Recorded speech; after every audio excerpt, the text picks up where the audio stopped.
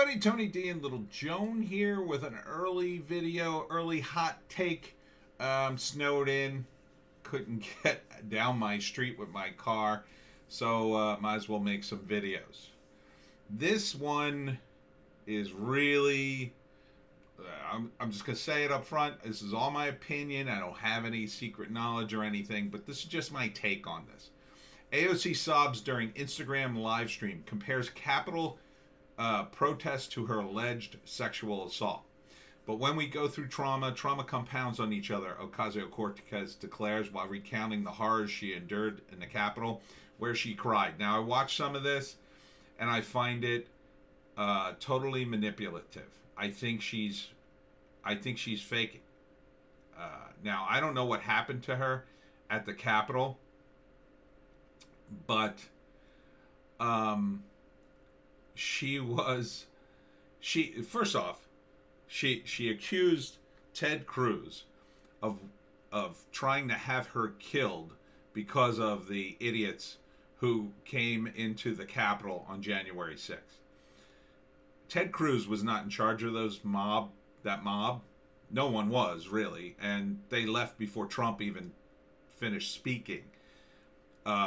Ted Cruz, out of all the people you could accuse, Ted Cruz was actually screwed by the mob because they showed up and disrupted what he was attempting to do. And if anyone had a shot at convincing anyone in Congress that, the election had some issues, it would have been Ted Cruz. He probably had the best argument. He's argued in front of the Supreme Court. So to accuse him specifically, here's some of it below. It's like showing her crying there. To accuse Ted Cruz specifically of this was over the top, and Ted Cruz basically offered an olive branch to work with Democrats on an issue about this whole Wall Street thing, exacerbated by game stocks, and her response was, "Oh, I'd love to do that, but not with you. You tried to have me killed. You could just resign. Thank you." I'm paraphrasing, but that's the way it comes off. Now, she was pretty heavily criticized for that tweet, and rightly so. She's just, "Oh, F you, resign." Really? Okay. Which is why the Republicans really ought to do what Sargon of Akkad said today or yesterday on this great podcast, Rakita Law. Law splaining is the podcast, and he had the guy who hosted is a lawyer, and Sargon was the guest. It was a really great podcast. I'm still only about halfway through it. It's about 4 hours long. It's great. But one of the things Sargon was saying, like, the Republicans have to start playing the same sort of ground game that the Democrats do, which is, you're illegitimate and we're not going to work with you. Because, the Democrats have that attitude about the Republicans. And it's kind of like, and I'm not saying they shouldn't work with the Democrats if they have an opportunity, but the idea that the Republicans just keep offering an olive branch and getting their hand slapped, at some point they got to say, okay, F you. F you. You want to play those games? F you. F you. Unfortunately, they're not going to do that with Mitch McConnell leading them, because he's sort of the leader, de facto leader in Congress. And although his strategy is pretty good in getting what he wants, kind of what he wants now doesn't really benefit the populist movement. When he was under Trump's sort of sway, yeah, he was great. But now that he's not, he's going back to sort of neocon mode and let me line my pockets mode. But the big news in all this is that AOC, in the middle of this Instagram live stream, suddenly starts crying and talking about an alleged sexual assault that happened to her, and compares the trauma in hiding during the Capitol Hill protest to the trauma of being sexually assaulted. And therefore, you should listen to her. That kind of emotional logic doesn't fly. It doesn't fly. And I'm going to say this again, and I know I get criticized for it, but I think it's true. This is something that I've only seen women do. This is a very female-centric sort of tactic, right? And I've seen it a million times. I think a lot of us have.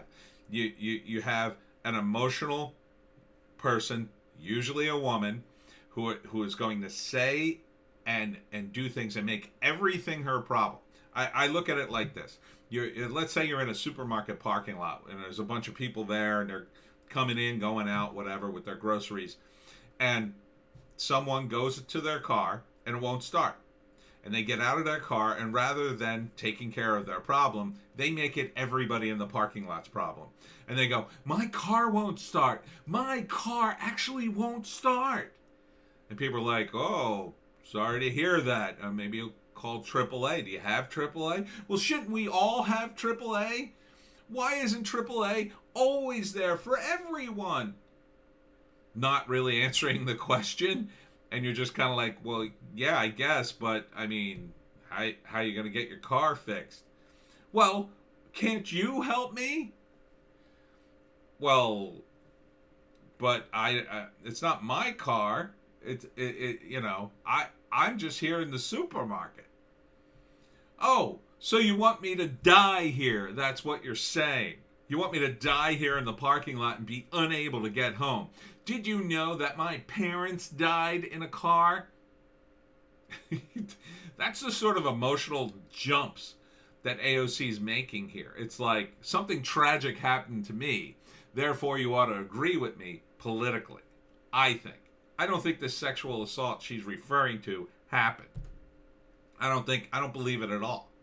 I think this is an emotional ploy by her in order to get people to agree with her. And I think it's extremely dangerous because it's an emotionally manipulative tactic.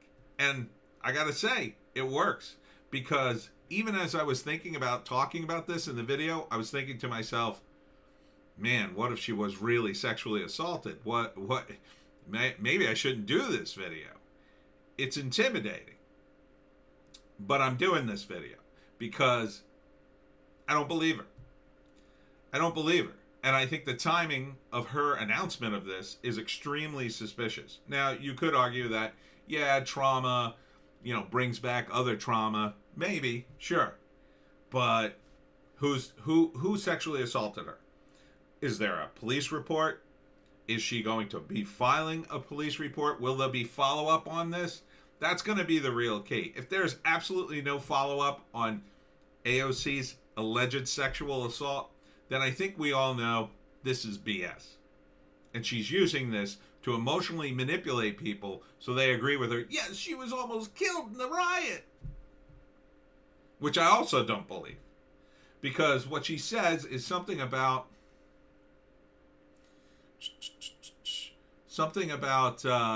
one of the cops. They told them to hide, and she went into the bathroom, and then she decided that the bathroom was a bad place to hide, and she tried to get to a closet because she determined that for some reason the closet was where she was supposed to hide, and she had misinterpreted the instructions in her panic. And then when she came out to look for a closet, she sort of met the gaze of a Capitol Hill police officer who was alone, and because he kind of scowled at her, she took that as an intent that he meant to harm her in some way. I don't think that's the case, and even if it is, how would she know that? Is she a mind reader? I mean, that's about as valid as me saying I don't believe her because I watched the live stream. I don't believe her because I don't think she's very sincere. I mean, it's just as valid. So, I mean, this is just very manipulative. And I think it's going to drag in unfortunately, a lot of women who have been genuinely assaulted who are going to feel like, yes, someone's speaking for me. At the same time, people on the left, they have this idea, believe all women. except when it's not politically expedient to do so.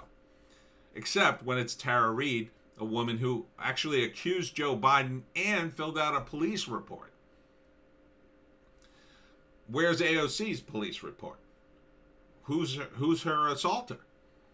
If I was one of her colleagues, I would come out strongly and say, this is an outrage that AOC was sexually assaulted, and I want a full investigation of it. What's she going to do then? I think she's going to be cooperating with the police to uncover it. And if she backs away and says, well, that's just long in my past, I don't want to think about it, yeah, then I think we know. But I find this incredibly dangerous. And you can see the Twidiots, well, they're buying into it, at least the ones that support her. Of course they buy into it. They buy into most of what she says. They're just caught up in her emotion. Just like the scenario I described in the parking lot, like you feel bad for the person who's stuck and her car broke down, but it's not really your problem. And one doesn't have anything to do with the other. Just because I don't want to help you immediately doesn't mean I want you to die. Just because I disagree with you politically doesn't mean I want you to die. She's taking everything to the dramatic, emotional extreme.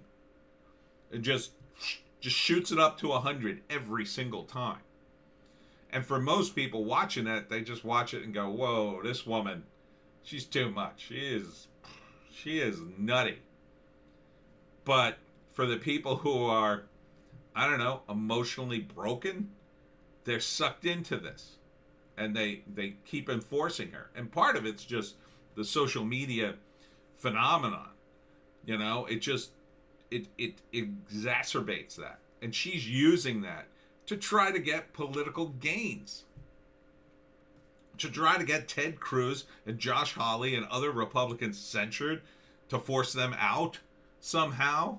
Imagine if she was able to do that. I mean, that would be a nightmare. If those guys resigned, well, I mean, that would just be a nightmare. But imagine she was able to do that. Okay, what's to stop her from emotionally manipulating everybody else she doesn't like out of Congress? Well, Mitch McConnell, you know, the way he looked at me reminded me of a time a man, you know, came up to me and assaulted me. Therefore, you really have to go, Mitch. AOC was not harmed in the Capitol Hill riot. And Ted Cruz was one of the people who could have been harmed. I don't think those idiots, first off, I don't think they meant to harm anybody. I think if they had busted into the room with the Congress and the Congress had still been there, they would have been in trouble. And they would have been mostly outnumbered. I think they would have gotten into a shouting match. But, you know, with the members of the Capitol Hill Police or members of Congress with guns, I don't think they would have gotten very far. And in fact, the Capitol Hill Police were in the room with these guys walking around, kind of looking half-ass. I mean, they had guns. They could have gotten rid of them. I mean, if you have a gun, you pull out your gun and say, hey, trespasser, get out of here. But they didn't do that for some reason. But AOC's dramatic Instagram feed, I find it very troubling. I think if you buy into this woman, you really need to just get away from politics, because what she's doing is not politics. She's not putting up any policy. Ted Cruz had an actual moment where he was like, hey, let's work across the aisle to do something about Wall Street. Something that a socialist would love to do. A real socialist would love to do. A real lefty would love to put some more regulation on Wall Street. And she passes that up to demand that he resign? Are you out of your mind? Yes, I think is the answer to that. She doesn't care about changing anything. She just cares about making more people pay attention to her, of convincing more and more people, I'm the only good person you can rely on. So I am very disappointed in AOC. And that's saying something, because I didn't have much of an opinion about her, much of a good opinion about her to begin with. But this is like a new low. AOC, really, just stop. Just stop this nonsense.